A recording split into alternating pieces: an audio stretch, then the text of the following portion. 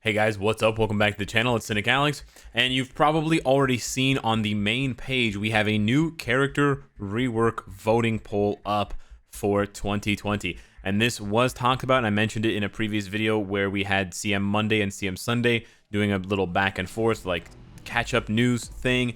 And of course, we had this one last year where we famously voted for Vision over Rogue and Gamora, and then both Vision and Rogue got upgrades. So it's right over there, character poll event. You can scroll through all of these banners until you find it, and then you just click on it in order to access it. So I'm going to click on it now.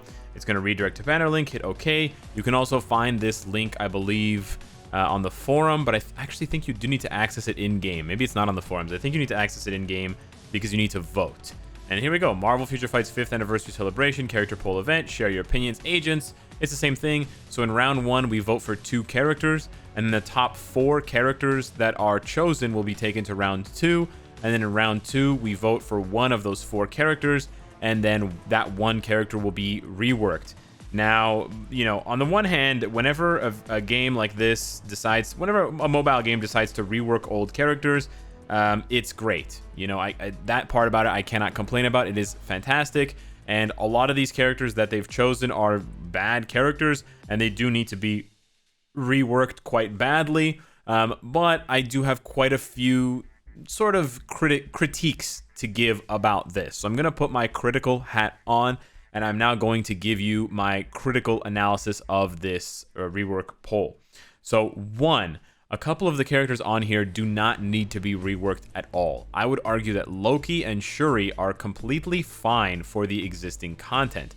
Are they god tier characters? No, but they serve their purpose and they are good. Good enough for most content.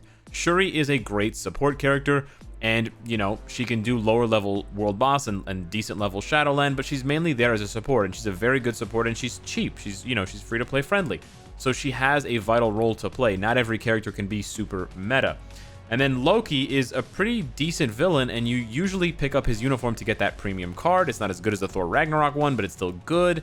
And Loki's still a universal villain. He doesn't change or anything with the uniform, and he's very easy to play. He has clones, he has a guard hit, you know, he has iframes now, he's got freeze, and he can do stage 40, 50 Shadowland pretty well if you build him, and he can do anything under stage 40 easily, right? At tier 2, when you build him up. So I really don't understand why these 2 characters are on the list. That's the first thing I want to say. I think 2 characters on this list are very puzzling to me, because pretty much every other character besides those 2 that I just mentioned cannot do like stage 40, 50 of Shadowland, and they cannot support in a major way in any content. So that is a puzzling thing to me.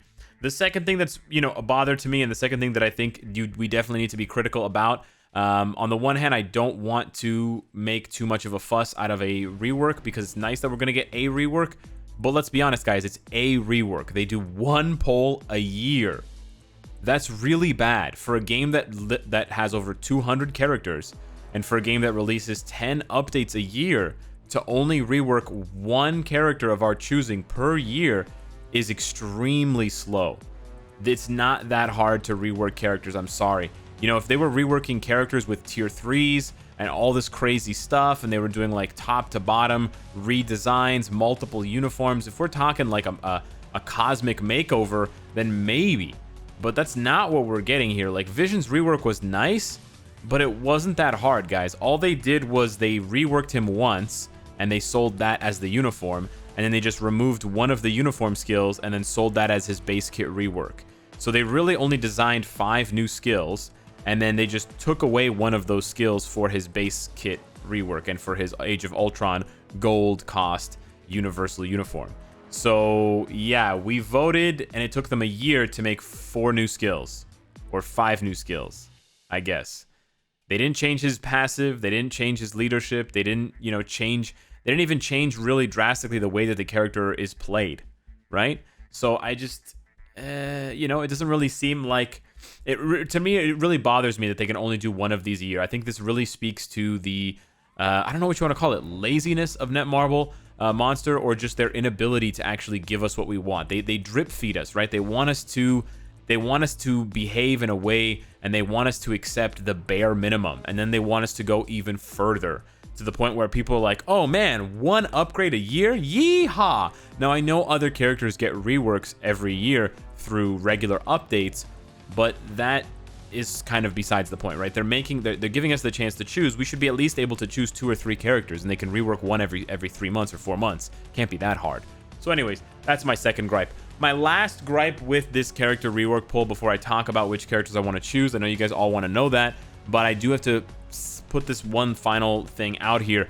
This one's a bit more tinfoil hat. This one's a bit more conspiracy. It's not a critical analysis or any sort of critique. This is just a personal opinion of mine that might seem a little bit kooky, but I suspect, knowing Netmarble Monster, that they have already, I mean, I'm pretty sure that they've already roadmapped the next 6 months worth of updates. So they already know what is coming all the way up to probably around Christmas, which is when they're going to drop this update that will include whoever we vote for.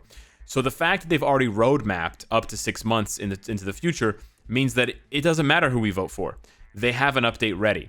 So I suspect, looking at these characters, they're suspiciously similar in a lot of ways. Now, they've been organized on this list to be away from each other, but if you look here, we have 3 Asgardians, Odin, Jane Foster, and Loki. That's strange. We have 3 new Avengers, Wiccan, Hulkling, and Kate Bishop. My, that's strange.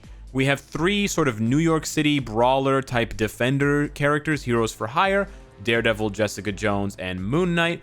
And then we have a little bit more than 3, but we have, at least 3 of the cosmic Doctor Strange characters in Dormammu, Mordo, and Ancient One. And then you sort of have a weird smattering of Supergiant, Ghost Rider, and Shuri. But the rest of the characters, as you can see, like, that's very strange that they line up so perfectly. Not to mention the fact that they've omitted characters from last year's rework voting poll. Where's Gamora? Where's Drax? Where's Blade? Right? Where's Ultron? Where's Venom? Where's Carnage? So I suspect, considering that, and considering that last year, Rogue and Vision were in the top 3, and then we got an update where both Rogue and Vision got uniforms, which was very strange to see Rogue getting one when she wasn't voted in, leads me to believe that they've already predetermined. I mean, okay, best case scenario in this conspiracy, best case scenario is that they've designed update ideas for all of these characters. They've sectioned them off into 5 categories or 4 categories, 4 different updates, and they're waiting to see who wins the poll. And then whoever wins the poll, that update will get scheduled for November. That's the best case scenario. Worst case scenario, this poll is a sham. It does not matter who you vote for. You could vote for anyone, because your votes are not going to matter. They're going to artificially manipulate the voting results so that the characters that they want to rework for an update that they've already greenlit and approved by Marvel will get chosen as the rank characters, as the rank 1, 2, and 3 characters. And then in November, they'll be like, hey guys, look, we gave you your first choice, really Netmarble Monster's first choice, and we gave you your second choice, really their second choice. Guys, we're so great. We gave you not 1, but 2 of the characters you voted for the rework poll. So that's kind of what I think, and that's sort of my sneaking suspicion, and that really bums me out. Basically, they should include every character on this poll, and then let us decide. Why are they sectioning off 15 characters for us, right? That's quite weird.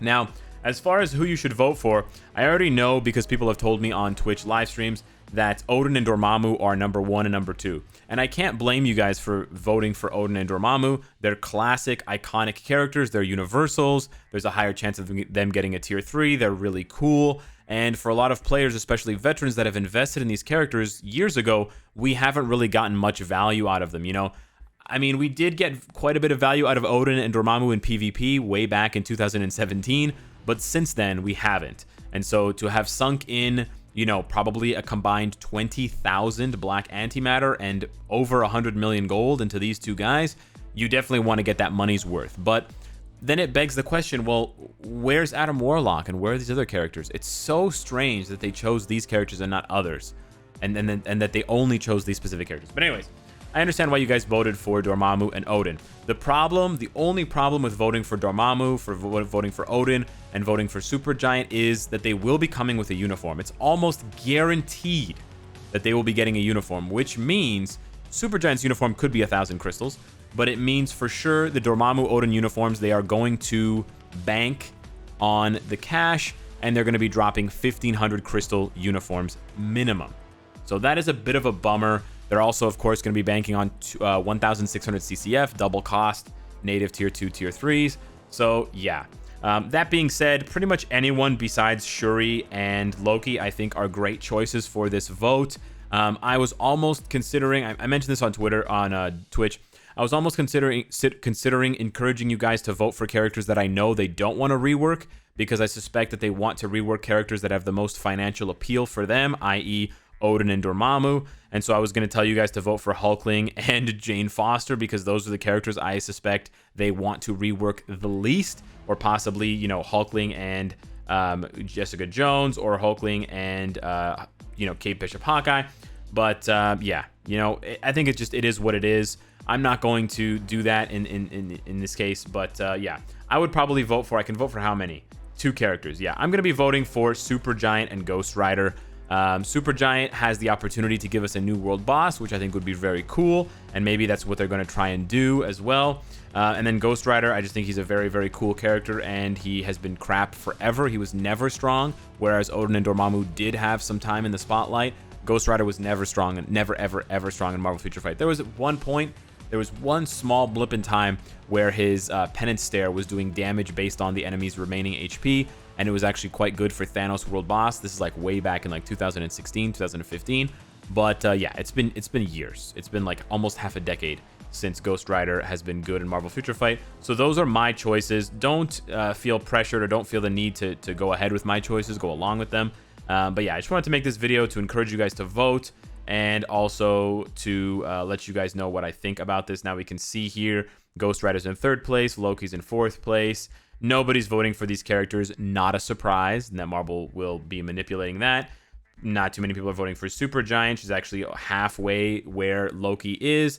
And then we've got Odin and Dormammu. So yeah, I imagine that they've whipped up an Asgardian update, maybe War of the Realms themed, and they've whipped up a Doctor Strange update to maybe sell a new Doctor Strange uniform, sell a Dormammu uniform, maybe sell some uniforms from Mordo, Ancient One, and Clea. Maybe try to bank on Clea's uniform, because a lot of people have her built up, but then it'll be ages to farm her biometrics, so you'd have to buy a mythic uniform rank up ticket or whatever.